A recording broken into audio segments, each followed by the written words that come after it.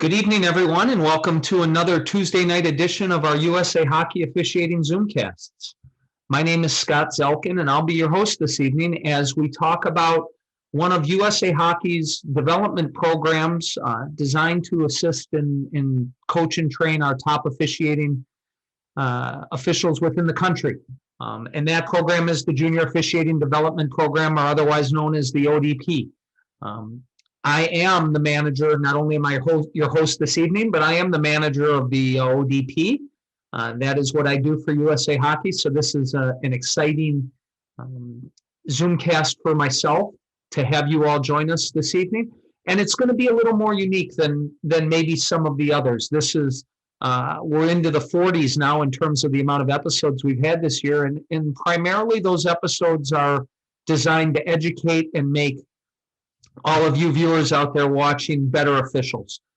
This evening, we're going to spend some time talking about this program. And so it's more to educate and enlighten and help the audience understand what are some of the things that USA Hockey offers and what do we offer to help officials develop and reach the highest levels. Joining us this evening, we have two very recent ODP graduates who have now moved on to bigger and better things. We have a referee and a linesman, and so I want to introduce two officials that I'm personally very proud of watching their development. The first one is Peter Schlittenhardt. Peter has been officiating with USA Hockey for 17 seasons. The pride of New Jersey, he came up through the Atlantic District in their development program and some of the camps that are run within that district. Very successful within the ODP and has gone on now to a career within not only the American Hockey League, but also the NCAA. He's fresh from a trip down to Pittsburgh last weekend where he was a referee in an all ODP graduate crew in one of the national semifinals. He works for Hockey East during the season, so we're really proud of him then. And then he's heading off in another week to Frisco, Texas, to represent the United States as one of the officials at the IIHF Under 18 World Championships. So, Peter, welcome to the Zoomcast. We look forward to having you aboard. Thanks, Scott, for having me. So we've got our ODP referee graduate covered. Now we've got our ODP linesman graduate, and that's Killian McNamara. Killian has been officiating for 12 seasons.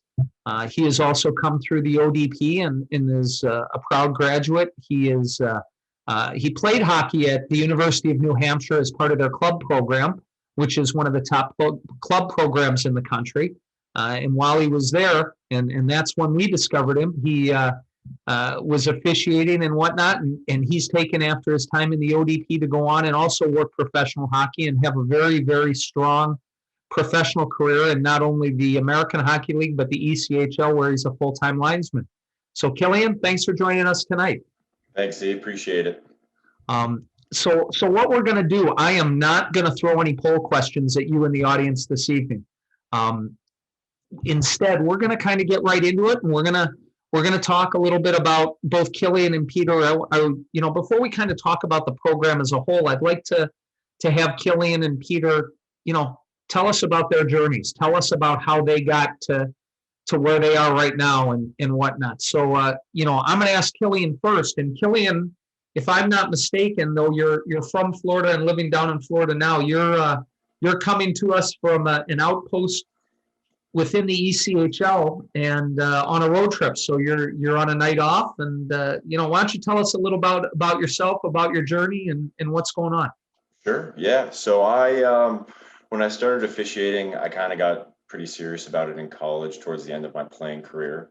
I went to one of the PEOC camps they had. I did a little research and I first learned about it when I was at Futures Camp that same summer, and that was probably the summer of 2016. So I went to Futures Camp and I was learning about all the do's and don'ts about officiating. They talked about the program. And at the time, Chris Allman was there, who was the boss of the North American League. And I figured I might as well go up and introduce myself to him and let him know that I was interested in joining the program. So that's exactly what I did. I caught him at a good time when we had a little bit of off time at the camp, and just introduced myself, told him the leagues I'd worked in the past and where I lived, and was serious about officiating. I wanted to join the program, and I basically kind of asked him, what do I need to do in order to join it? And he gave me some helpful pointers here and there, told me that there was a prospect camp, that he'd be around for the rest of the PEOC camp taking notes on all the officials that were there. And so I just wanted to make sure that I performed well throughout the camp, so that I could be fortunate enough to get the invite. And then luckily, a couple months later, I got an email from yourself inviting me to prospect camp. And that's pretty much where I first met you and Chris, and went through the camp. Was fortunate enough to work that senior year of college in the North American League part-time for the program. And while I still played, which that was, thank you for that you were still, allowing me to finish my playing career, even though I'd like to think of myself as a good player. Well, many people may not, but so that senior year of college, I broke into the program working part-time for the North American League. That summer after, I got hired full-time and attended the full-time camp in Plymouth for the first year. And that season I lived in Minnesota, worked in the North American League and USHL. Ended up working the finals, fortunately, in the North American League, and broke in and worked about 6 or 7 games in the USHL that year. And then my second year in the program, I lived in Des Moines. And that was kind of an interesting year, because during that year, I kind of also broke into working some college and professional hockey as well throughout the season, which it was a great thing about the program, is that it put me in those situations for advancement, so that I could figure out what it took to get to the next level. So that was my second year. And then now post program, this will be my second full-time year in the ECHL. And I lived in Greenville last year. And then this year, COVID kind of, put a little bit of pause on things. So I was supposed to live in Cincinnati, but I'm living at home this year. Thankfully, I live in an area where I can still work a full-time schedule. So, but, and, to wrap it all up pretty much, the program was great for me. It's what I wanted to do. And I knew myself, if I wanted to be serious about officiating, that it was to join the program, and that was the move. And I'm glad I did. That's awesome. Thanks, Killian. And certainly you've taken one path, and you've talked about full-time, part-time, living in different apartments. And for our audience, we're going to hear, and now we'll hear a little bit about Peter and his journey, and then we'll kind of dive into what is the program, what is, what are all the different facets of it. It's very much an aircraft carrier. An aircraft carrier is a big giant ship with lots of different parts to it, lots of different levels, and the ODP is very much that. But Peter, why don't you, you worked the NCAA Frozen Four less than a week ago on ESPN2 or ESPN, and with some of the best players in the world, one of the highlights of your career. So how did you get to that point, and talk to us about your journey through the program? Yeah, thanks. Still kind of on cloud 9 on that front. It's definitely one of the highlight. It is the highlight of my career so far. It's the highest, championship game that I've ever gotten to officiate. So still kind of excited about it, and looking forward to going down to Frisco next week to represent USA Hockey. But I got it all started at the grassroots level in youth hockey. I was playing just like everybody else, and once my playing career, I kind of decided not to take that seriously anymore at around like 18 years old, that I still really wanted to be involved in the game, and officiating was that route for me. To me, it's the second best thing to do, to be involved without actually playing, is being on the ice still with the players and officiating. So I went through, as I said, grassroots, working midget hockey, which is where I got a lot of my foundation. And then someone reached out to me about the officiating development program, where we had a couple of represented leagues on the East Coast. And I went to a training camp, and I actually, because I stopped playing, I ended up putting on some weight, and I wasn't necessarily in the best shape. And I was told that I wouldn't be a candidate for the ODP that year. So you know what? It was something that I had to look myself in the mirror and decide if this is something I really wanted to pursue. And I did, because once again, as I said, it's the second best thing you can do other than playing. So I'm like, you know what, I can get in shape and I can be what they're looking for. Just like they told Killian what he needs to do if he wanted to join the ODP. For me, is why I need to be a better skater and get in better shape. And I know that's something that we're going to talk on a little bit later, but I think it was important to mention, because it was a big part of my development, because I've never been out of shape since that very moment. So since then, we had our 2 junior leagues, and then I had an opportunity after college, after I graduated college, to go live out in the Midwest to work in the North American League and the United States Hockey League. And I took advantage of that opportunity. It's something I was very passionate about. I really wanted to do. I had an opportunity to live in St. Cloud, Minnesota.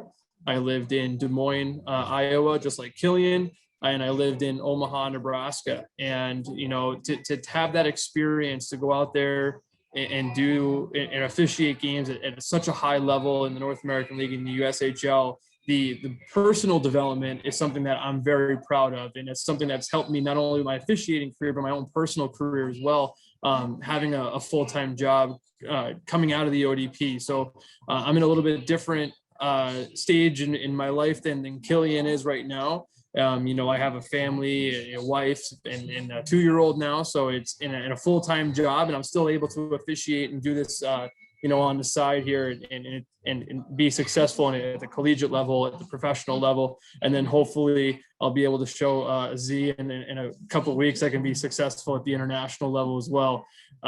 So it's been an awesome journey. It took me, you know, a long 10 years to get to this point, but it's something that I really cherish in my experiences there. That's awesome. And you know, I think one of the cool things about about both of you guys being on here today is, you know, you've had 2 different journeys and you're at 2 different points in your life, but still able to pursue officiating and be involved in hockey at the highest level. And I think that's, you know, when we talk about the program and you know, now let's get into a little bit of kind of the nuts and bolts, but ultimately that's one of the things I think we're proud of, and also one of the things that maybe there's a little bit of a misnomer, that what is ultimately our purpose and what is the program, the junior officiating development program, what is it trying to do, and what is the purpose of the program. And so just a few stats right off the bat. This is the 22nd season this program's been in operation. So it's been in operation for quite a while, certainly longer than I've been involved. And the reason it was formed and the main purpose is to give an opportunity to young officials to develop in an environment where they're going to be coached, trained, and given an opportunity to succeed, not only in their own levels or in their own local locations, but also on a national stage with some of the best hockey there is. So you'll see when we talk about the leagues that are directly involved, you have the North American Hockey League, the United States Hockey League, and then we also have a professional component, which is the Southern Professional Hockey League, which is single A hockey, a level below the ECHL, but it gives our top officials an opportunity to understand what it's like to work men and work men's hockey. We also have an opportunity for our officials, for our younger officials when they're starting off, to work at the Tier 3 Junior League in the North American 3 NA3HL. And then we also have the top Division I college club programs in the country in the ACHA that we officiate. And so what we're doing and what we're creating, and I'll ask these guys, you know, I'll ask Peter for you to speak to this a little bit, because you kind of saw all of these levels. You know, it gives the officials an opportunity to really develop at all levels and master the level they're at before they move up. So we're setting our officials up for success, right?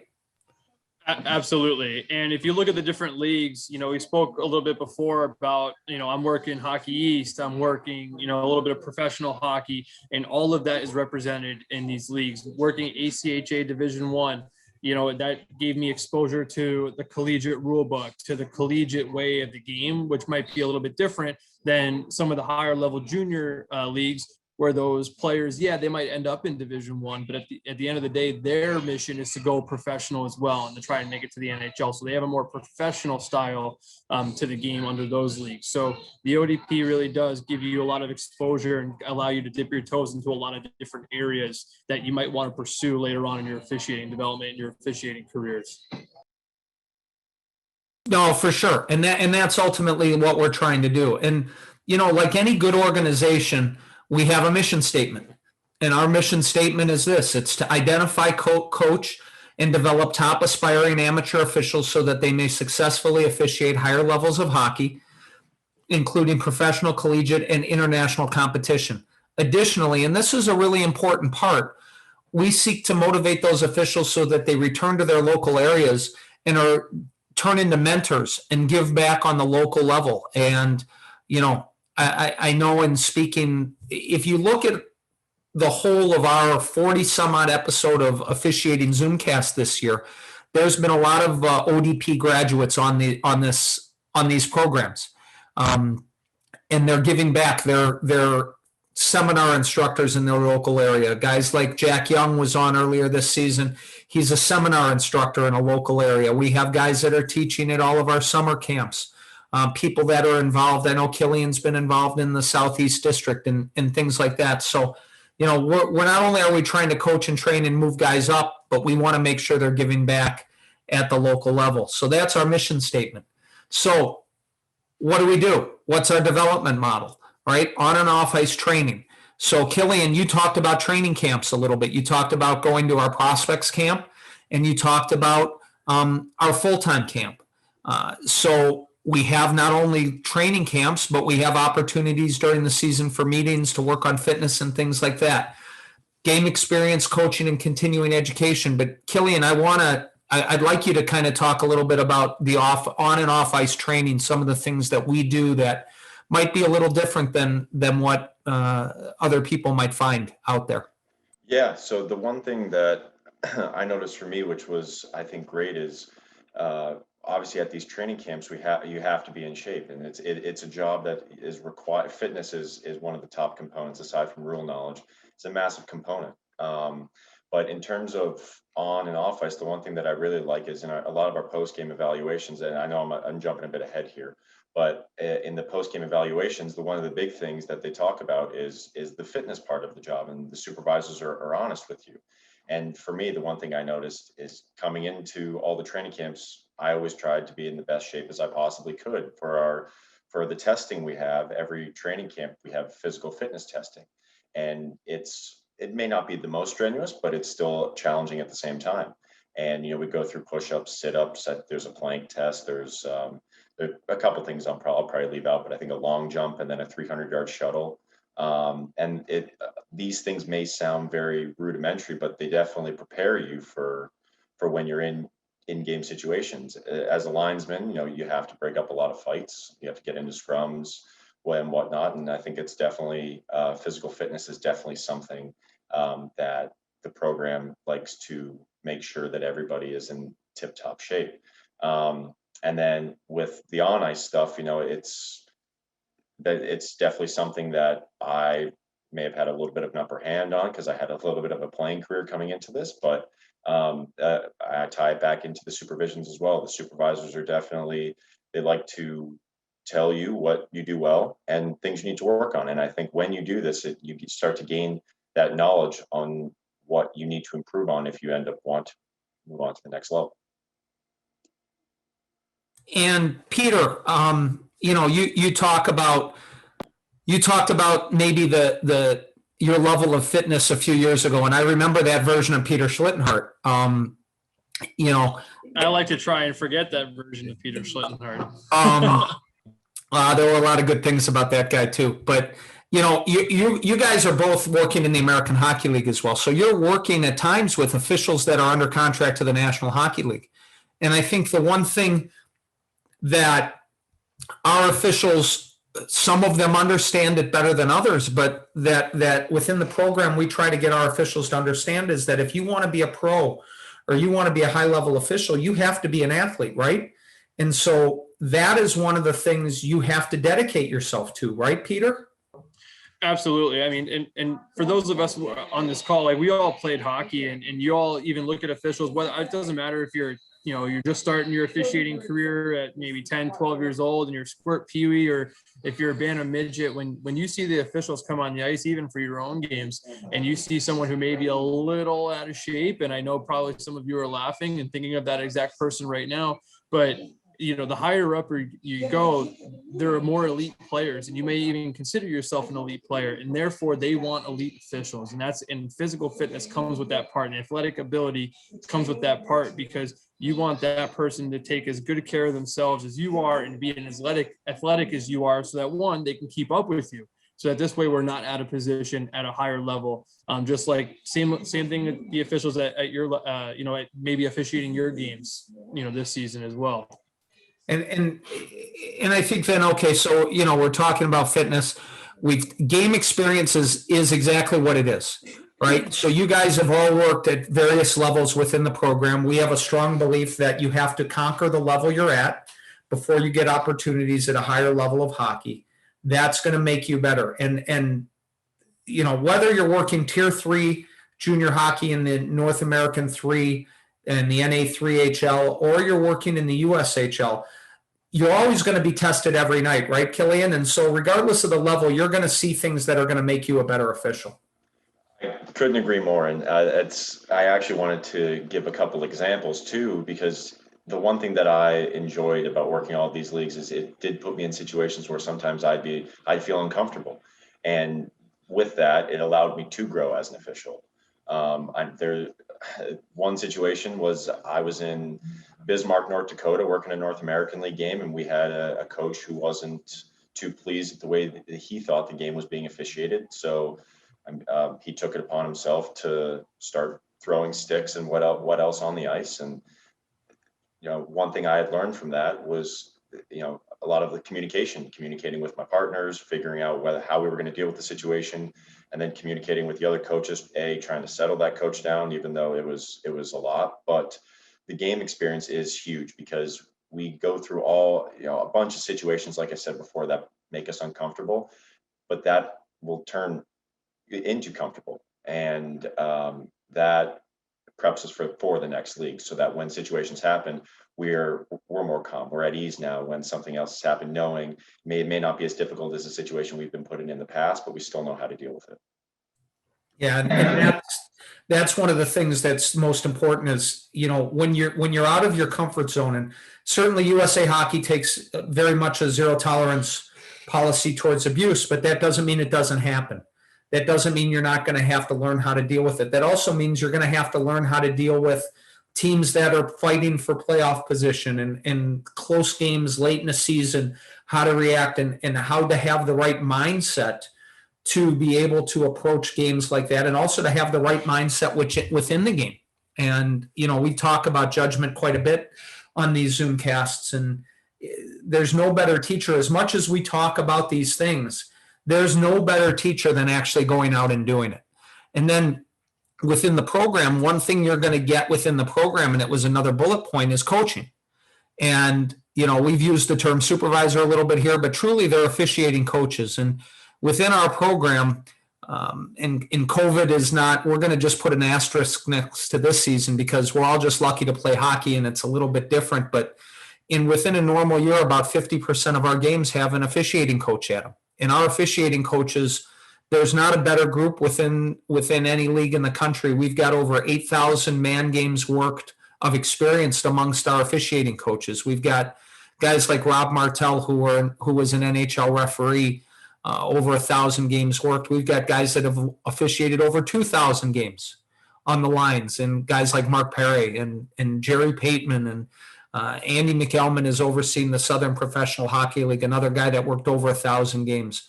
Certainly somebody like Keith Cavall, who was going to try and join us tonight, but had to attend to another matter. Keith is now the director of officiating in the North American Hockey League. He's worked multiple world championships, multiple games in the American Hockey League. And those are the guys that are going to help make you guys better. And Pete, you want to talk a little bit about your experience with our officiating coaches and how that helps as well? Absolutely. So, as Scott mentioned, that over half your games are going to be supervised, which is something that is completely invaluable. And it really goes to the testament of their mission statement of really wanting to make officials better.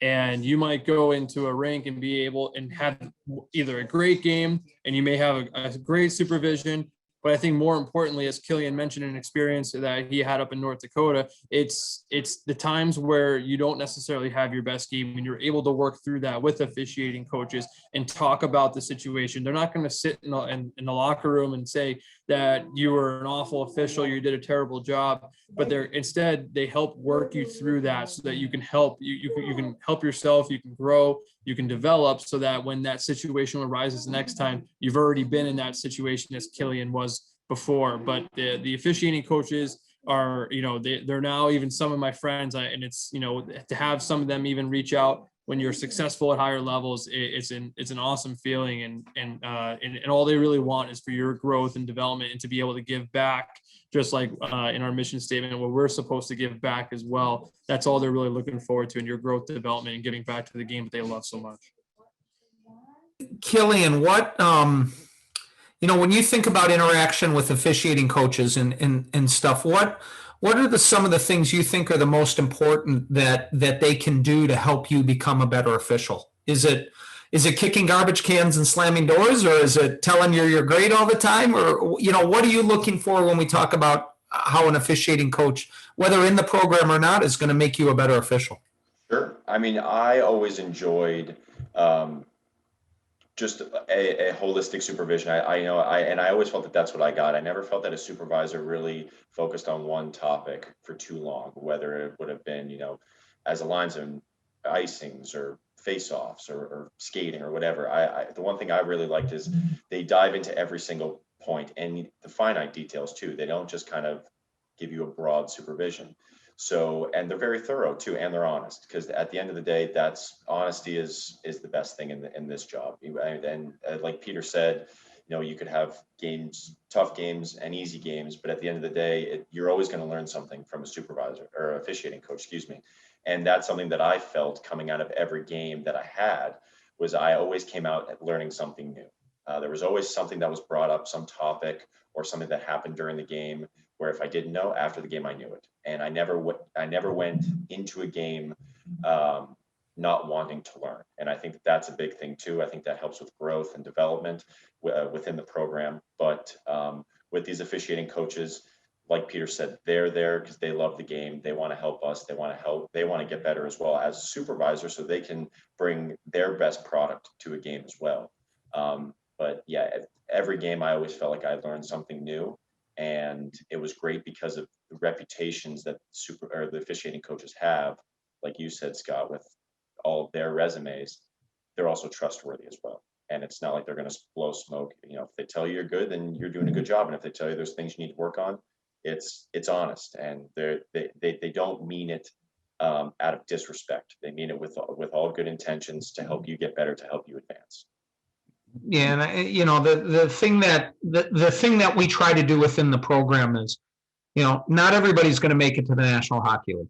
Not everybody's going to make it, quite frankly, to a Frozen Four, or an IIHF World Championship. But what we hope every official is going to do is get better to whatever their top level of ability is, and nothing good comes from constantly yelling, screaming, and saying somebody's, beating them down. Now, are there times though, and I'm going to guess that in a second, you guys are both going to nod your heads real strongly, that your officiating coaches might get a little frustrated, or the bosses that are the referee and chiefs of those leagues might get a little frustrated.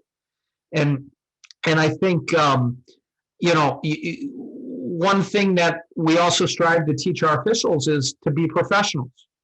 And because at the junior level, at those levels, and at the professional level where you are, Killian, and like the American League, Peter, these are businesses as well. And so there's a certain expectation. And, you guys touched on it a little bit earlier, but let's talk about the expectations of you guys in terms of rule knowledge, in terms of policies and procedures. Those are probably the opportunities where where the expectations are pretty high, where, you're expected to be able to do certain things, right? Do one of you guys want to speak on that?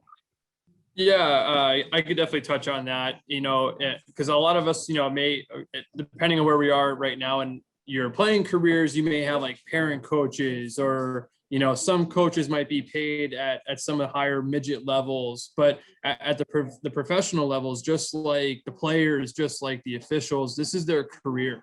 This is what they're doing to support their families. This is what they're doing for their profession. And if we were to make a call that's not in the rule book because we don't have proper rule knowledge, that might impact the outcome of that game.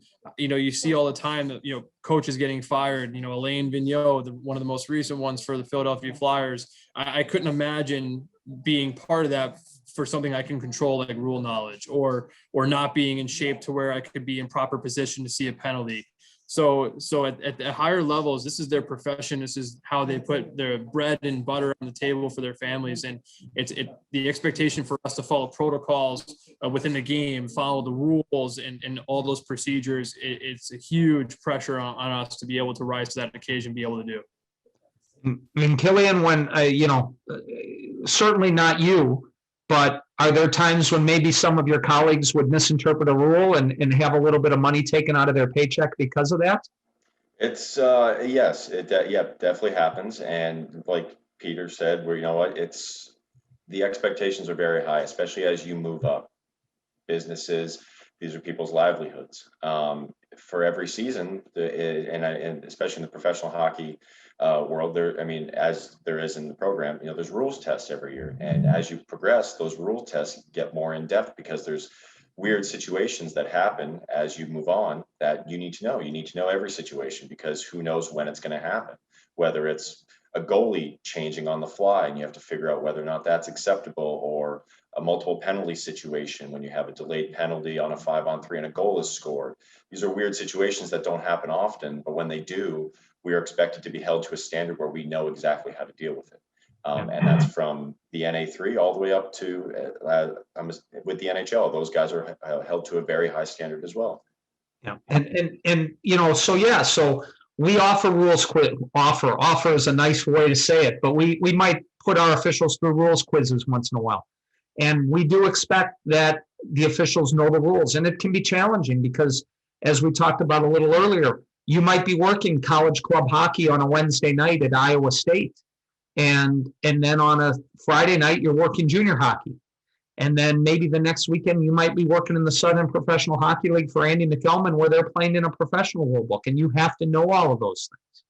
But that's part of being a pro. That's what this program is meant to prepare you for. And so those are some of the things that we do. What are some of the other things we do? Well, we have video highlight packages every week, video examples for our officials of, maintaining a consistent standard. What are penalties we want called? What are the standards we want? And not only for referees, but also for linesmen, examples of good face-offs, good work for that. And then we also have some teaching clips to help learn. And I think, you guys talk a little bit about the role video plays in your ability to improve as an official, to see some of those things that we might do on a weekly basis that, over the course of a season are going to help hone your abilities as officials. Killian? I think it's huge. It's always great to see the product in whole. I think watching yourself, or whether it be somebody else, whether you're doing a peer evaluation of somebody else, I think it's great to see because you never know when you could be in their shoes, and seeing the whole game, seeing maybe some sticky situations that happens. I go back to the whole being uncomfortable and being comfortable. When you start to see the same things over and over again, you start to get more comfortable. So when you get to watch the game, you get to see mistakes or things you did good, so you can understand how you could be better or how you could still improve the things you are doing well. Video plays a massive role. And personally, I love it. I think it's a great teaching tool. Just to, like you said, we can continue with standards. I don't make many penalty calls, so it's nice to for face-offs and icings. It may be I see that as a little bit easier than obviously the refereeing standpoint because I'm in a different role. But I think video is a key tool, and I'm glad that it's being utilized more. And I think one thing that we could talk about, and one of our audience members just said that it's helping to formulate judgment through video instruction. And we're going to talk about different kind of officials, part-time officials, full-time officials, but having the opportunity, Peter, and both of you guys have lived in apartments for the leagues. You know, when you get these videos or you're able to sit around and talk as a group and you're kind of talking hockey all the time, looking at those videos as a group are going to help make you guys better too, correct? Yeah, it's a nice little brotherhood, especially when you're living with fellow officials who are in your same shoes. You get to learn from one another and develop that brotherhood and look for not only for your success, but you're looking for the success of the people that you live with. And to go back to that once again, that video instruction, like you're seeing supervisors, they might give you a point, and then to be able to have access to the video to go back and see yourself in that situation, you might think that you handled it well, or you may think you saw something a certain way due to the position that you were at. And then through video, you might be like, oh, okay, now I see exactly why that supervisor said that, because I should have been standing in this situation, or I should have been standing in this area, or have a better sight line, or maybe judge the play a little bit differently. So having video is awesome. Yep. And you know, and I think this is a good point in time to kind of transition a little bit. And we had a really good question I'll touch on in a second about formulating the standard and how our officials learn it. But let's talk about our different kind of different types of officials within the program. So, you know, there are a little bit of misnomers. There are misnomers out there, and maybe people believe that in order to work within the junior program, you have to work full-time and live in an apartment someplace in the Midwest, and all you're doing is officiating. And Killian, you're a great example of somebody, as you talked about when we talked about your story, and when you started, you were still in school, right? And you were able to do this while you were in school, correct? Yeah. Yep. So when I first started, I was a senior in college, and it was great for me because I got to get my toes in the water with the program. I got to understand kind of a little bit of how the lifestyle worked, because it is a lifestyle. You have to engulf yourself in it, in my opinion, if you want to be able to succeed. And I was able to learn, as I saw the question in terms of standards, as I continued to work, I got more familiar with how things were supposed to be throughout the game, how faceoffs were supposed to be run in terms of icing standard, because I think hybrid icing was very green in the whole junior system. So it was good for me to kind of also introduce myself to newer officials, the officials that were in the program. I got to work with some of them full time that had lived on the East Coast. So I kind of got to bounce questions off of them to kind of see how they thought of it, their kind of process, and I guess maybe kind of pick their brains a little bit on certain questions I had for them. Yeah, and you know, I think when we're looking for officials, we are never going to tell somebody they have to stop going to school, going to brick and mortar school. We do have officials, some of them that are going to school online, but you know, we're always willing to work with officials, and our part-time officials are very much a backbone that when they may have a job or they may be in school and still working for us based on where they're living and what they're doing. And you know, we just got a question right now from Ben. Ben asks, what's the average age of the officials within the program? You know, our officials are probably in their early to mid 20s on average. We do have some officials that are anywhere from 18 up to some officials that are over 30 years old. But certainly the younger officials, we're going to work around their schedules. We're going to give them opportunities, much as we did with Killian.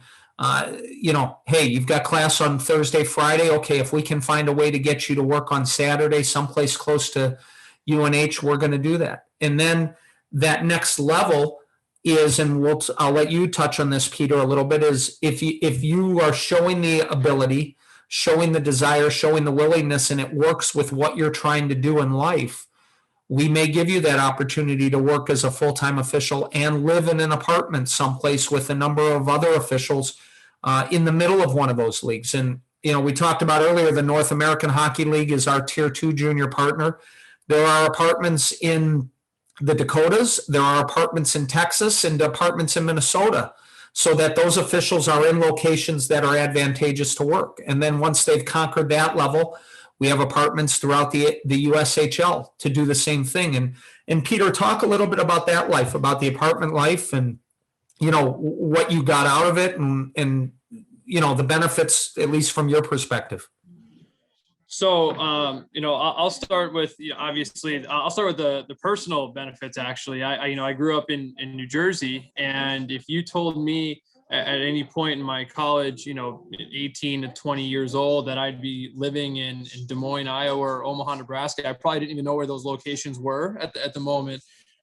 So, and then not only that, but to have many friends. I've actually flown out twice to be in weddings, actually. So I've flown to Minnesota to be in a wedding, to Des Moines to be in a wedding, with some people that I've met out there who became my best friends that I keep touch with on a weekly basis. So on a personal level, it was absolutely incredible. It was an experience I never thought I would have, and it's something that I'll never forget. And everyone's vacationing in Killian's neck of the woods in Florida or in California. No, my vacations were in Omaha, Nebraska, or Dallas, Texas, or just visiting some people that I met out there. But from an officiating development standpoint, I kind of touching on some of the questions here, what like average age and what Scott mentioned, it's on your personal level and what you want to achieve as an official. You don't, as you say, you don't have to go out and live in the Midwest, but if you say you conquer the North American 3 Hockey League and you're like, you know what, I'm ready for the next challenge, I want to go do it.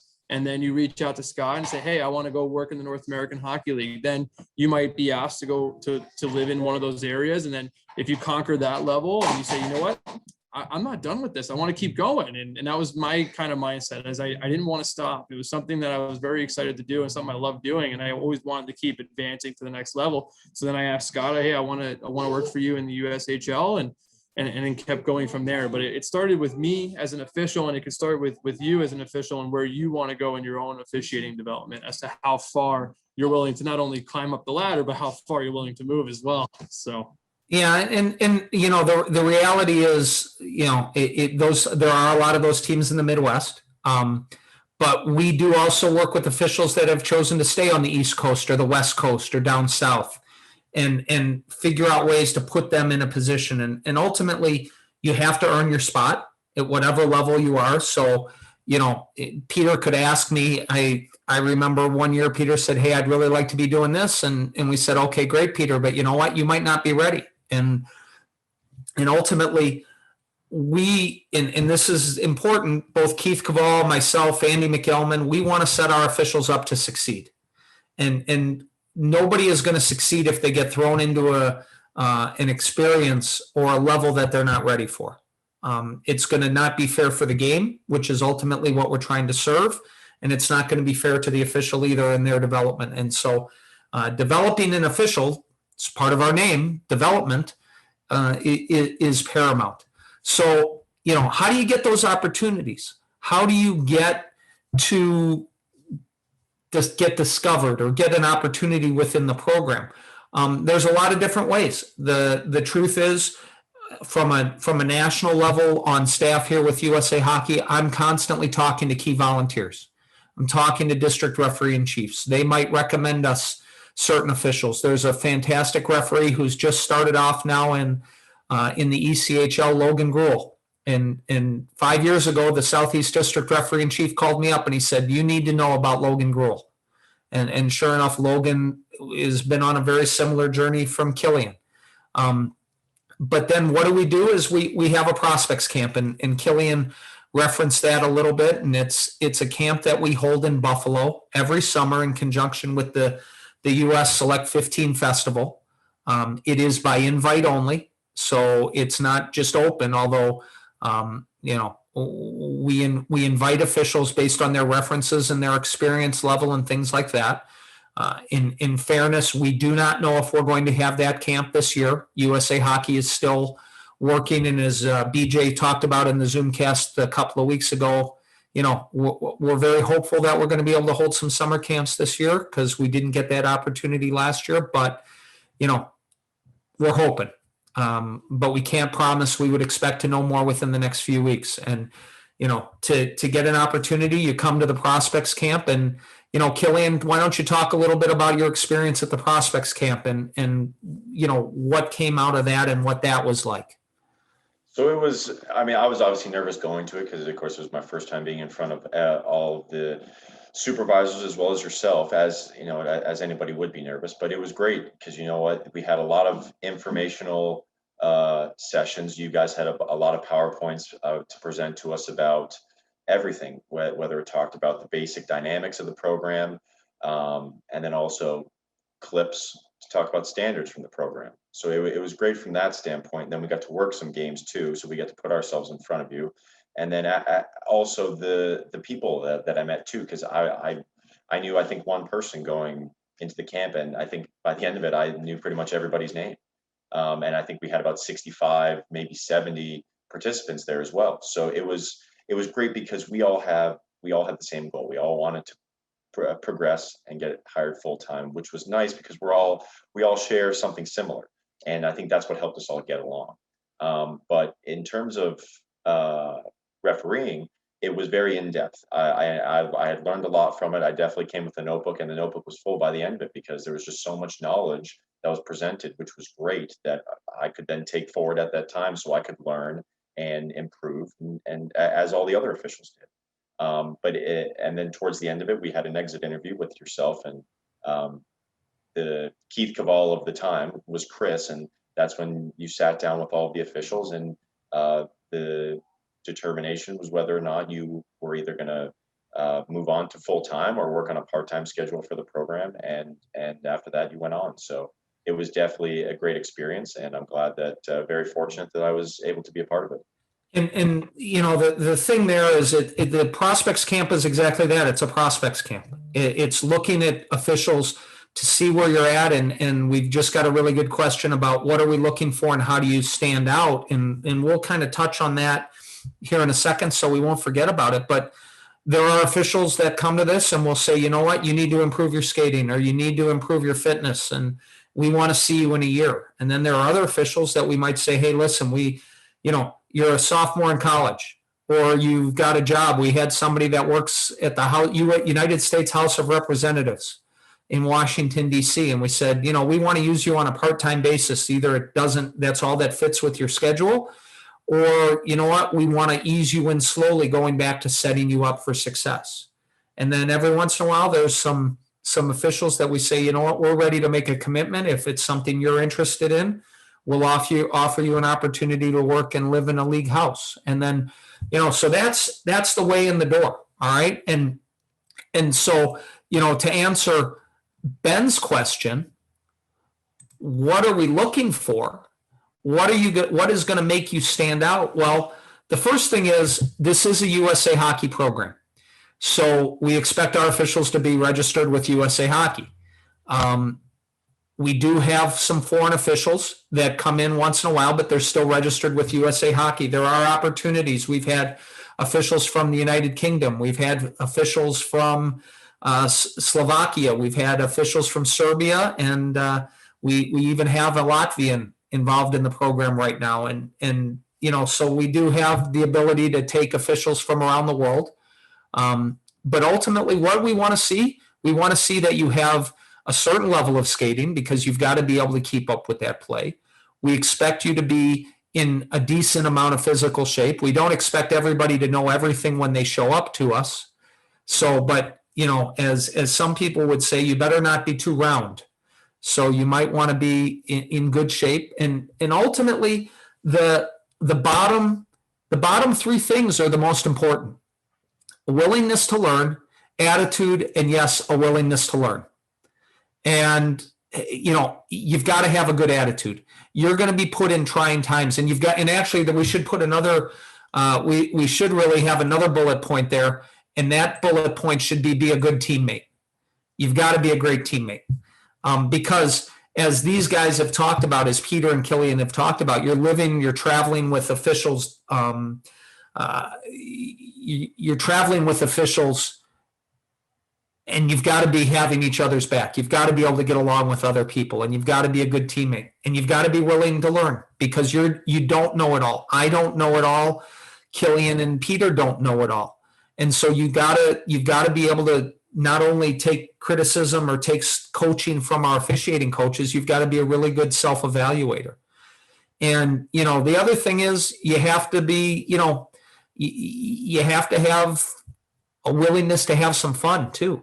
I think it's, this job is going to be challenging at times, so you've got to be ready to have some fun. But those are the things we're looking for. When we talk about what you need to do to stand out, I'm going to throw it to Killian. What do you, put yourself in my shoes? What would you tell the audience member that asked the question? What do you have to do to stand out for us? Well, I'll throw it back to when I went to the PEOC camp, and I was thinking to myself that exact same question. Like, what am I going to do that's going to separate myself from all these people? There are about 50, 55 people at the camp, and I mean, everyone's very good. So I thought to myself, well, you know what? No one is going up and introducing themselves to Chris. Everyone was talking about it. Everyone was like, oh, when's the good time? When's the good time? And I was like, you know what? I'm just going to go up and shake the guy's hand. He's not going to bite. And in my mind, I thought that's what would separate myself from everybody else. The willingness to just have the, I want to be PC here, but like have the stones to go up and introduce myself and say, hey, Chris, my name's Killian McNamara. I want to join the program. I live in Florida and I never knew it was an option. That's exactly what I said to him verbatim. And then the conversation then spiraled. I would just, you did talk about it. We do want to separate ourselves, but you also have to be a good teammate. And I think you always have to keep that in mind. That at the end of the day, you have to be your own agent as well. Because as an official, this is it. When Schlitty was coming up, Schlitty understood what he had to do to separate himself, and he took it upon himself to make sure he did it all. For me in that situation was going up to Chris Allman, and everyone's going to be different in what they think might separate themselves, whether it be, going to the gym more often and looking in tip-top shape when you come to training camp, or working on your skating so that when you do participate in some of these skating drills that you're a better skater than everybody else. So, or rule knowledge, because down the stretch, and when you get to higher levels, knowing your rules is a big thing. And that's definitely what could separate you from somebody else. So there's a multitude of things, but at least I just think if you do want to stand out, just make sure you have every little thing in place so that when it comes time to show that there's nothing to worry about. Peter, how would you answer that question?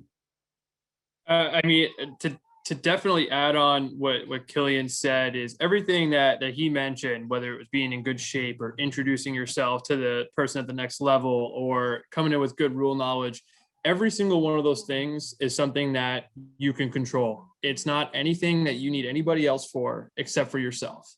And, whether that's, going to the gym, that's on you. Working on skating, that's on you. And there isn't even a comment, just having that level of commitment to officiating. That's all on us individually.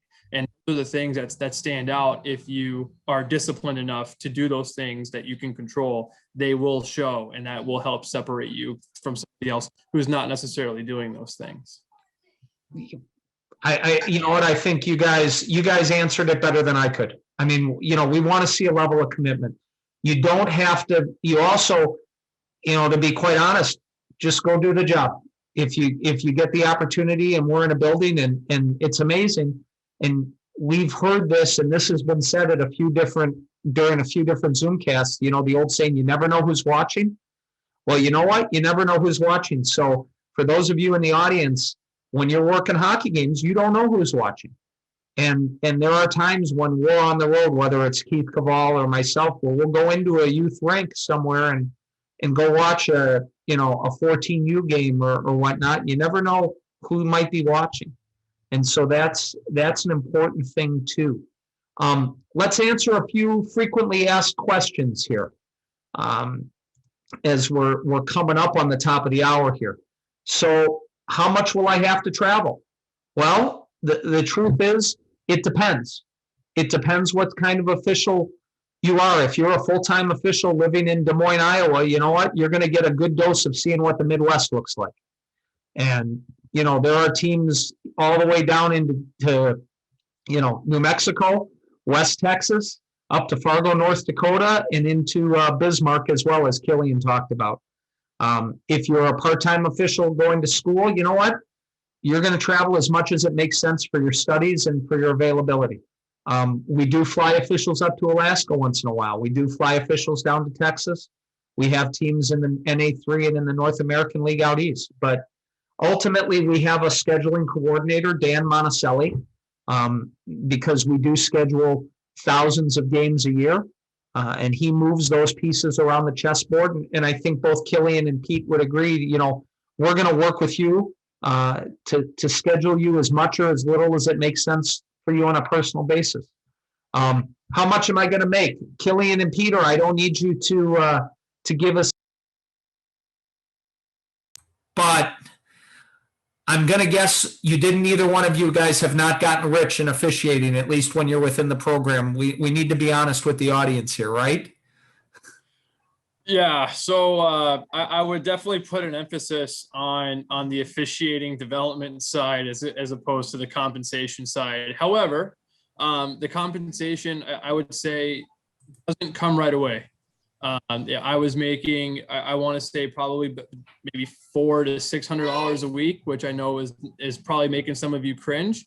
However, I was able to skate 30 Division I college hockey games this year because I was successful at that. And let's just say I've made a little bit more than $400 to $600 a week at this point in my career. So, the compensation didn't necessarily come at the moment, but the development and all of that definitely paid off later on in my career, having the opportunity that I have now. And so.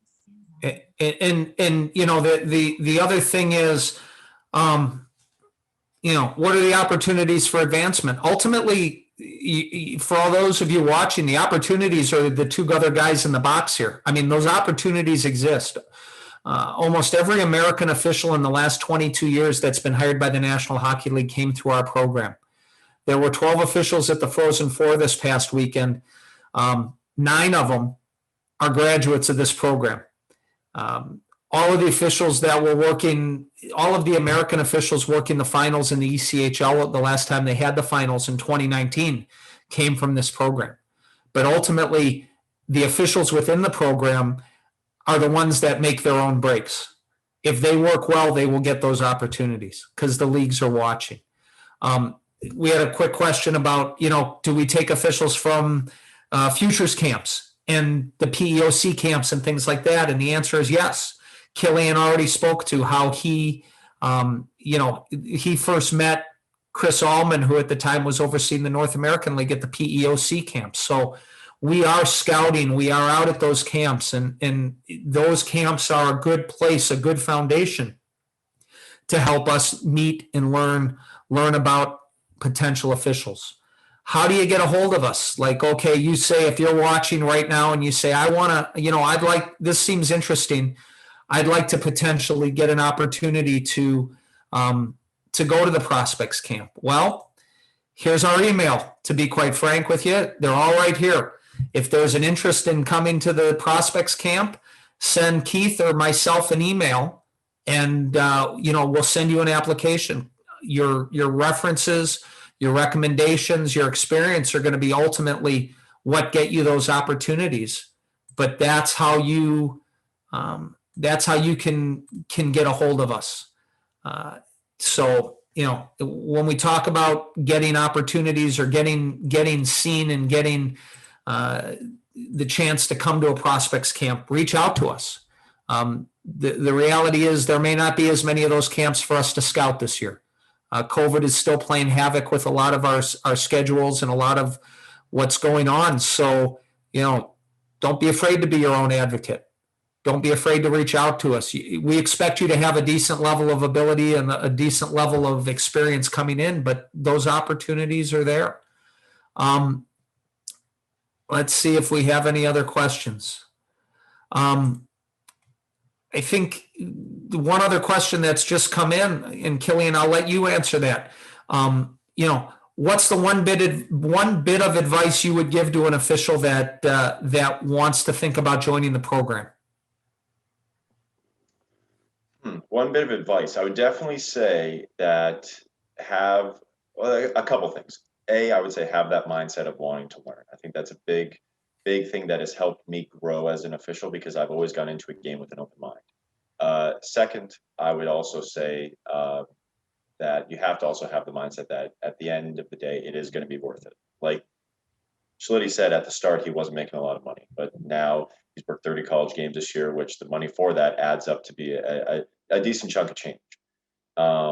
That at the start, it may not be as glamorous as what you necessarily see on TV, and it is the junior development program.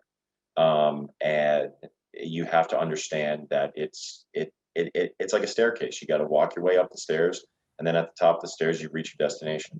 And then the last thing was, and I'll tie it back to what Peter said earlier, the beauty of this job is control what you can control. And everything in this is under our control, whether it's fitness, rule knowledge, watching videotapes, anything. That would be one of the biggest things, is understand what you need to do to get to the next level, and then control that, figure out what you have to do, and then go do it.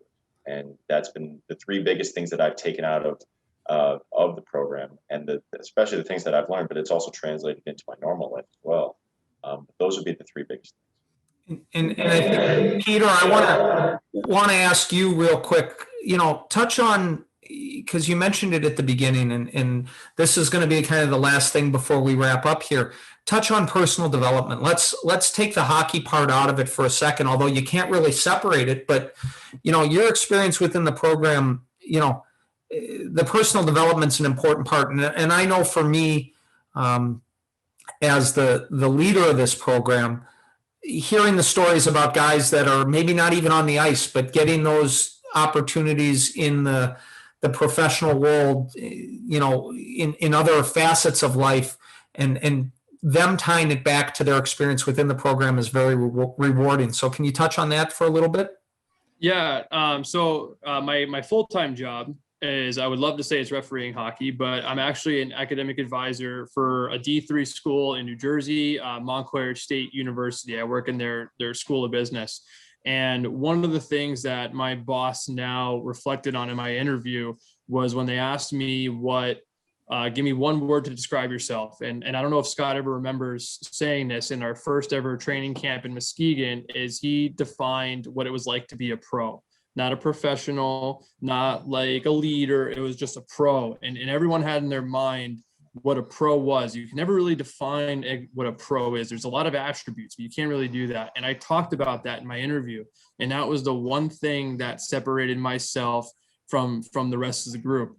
And that was something that I developed. It was a mindset from the ODP, having to be disciplined and coordinating your travel, leaving early because of the weather, paying attention to detail, and all of those things helped me in my professional career. And that's the one thing that I called Scott and thanked him for getting me a job, because that was the one thing that stuck with me from something that he said in my first training camp when he first took the position. I can't even tell you what year that was, but it was some time ago. It was a long time ago. No, and I think it's ultimately, as with anything, when you're in a developmental role, you're trying to model the whole person. You're trying to give them experiences that they're going to be able to carry with them once they're off the ice, and because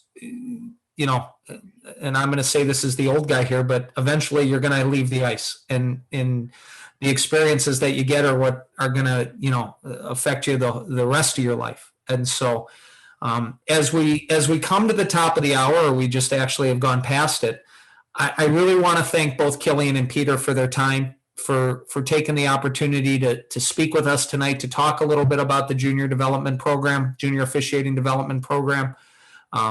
We're on behalf of Chris Allman, Keith Cavall, myself, Dan Monticelli, Jonathan Morrison, Steve Tatro, all the people that are on the management side of things, Andy McElman. We're proud of both of you. We're proud of what you've accomplished and what you're going to accomplish in the future. You're representing USA Hockey in a first-class manner. So we appreciate you guys and the time you've taken this evening. As we look forward and also look to wrap up a little bit of our first season of the USA Hockey Officiating Zoomcasts, next Tuesday we're going to have You Make the Call Live. BJ Ringrose is going to be hosting that and bringing back one of our more popular episodes. Every every Friday there's a call to the Keyboard Zebras to get on social media and offer their thoughts on a few crazy plays. And we do a You Make the Call where we're taking that live to the Zoomcast. And that is going to wrap up our inaugural season. It's hard to believe, but we started this back in June in the height of the pandemic, and are now wrapping up what's been a 42 plus episode season. This is my last episode this year. Personally, I want to thank all of you in the audience. We've got some regular viewers that we know you're out there, and we appreciate you guys doing this, and look forward to seeing you at the beginning of next season after we take our summer break, and wish you all a great summer. National tournaments are starting up. I believe tomorrow is the first game of the USA Hockey High School Nationals. And so, it's national tournament time, and then we're going to be in the summer, and before you know it, it'll be registration and seminars are firing up. So once again, I want to thank Killian and Peter for their time tonight. Thanks everyone for watching, and we'll see you next season. Bye for now.